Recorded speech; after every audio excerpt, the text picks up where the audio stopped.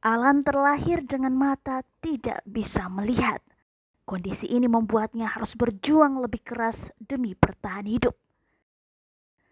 Agar bisa makan, Alan berjualan keripik pisang di pintu 1 Universitas Hasanuddin, Jalan Perintis Kemerdekaan Makassar. Alan berjualan mulai jam 10 pagi sampai jam 6 sore. Setiap hari, dia membawa 20 bungkus keripik untuk dijajakan kepada pengendara yang menunggu lampu hijau.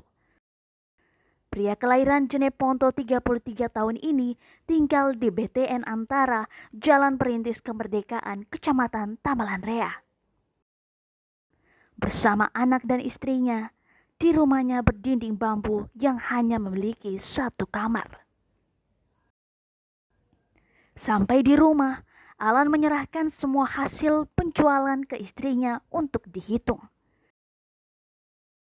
Keripik yang dijual pria 1 putra ini, dia beli seharga Rp6.000 per bungkus dan dijual kembali seharga Rp10.000.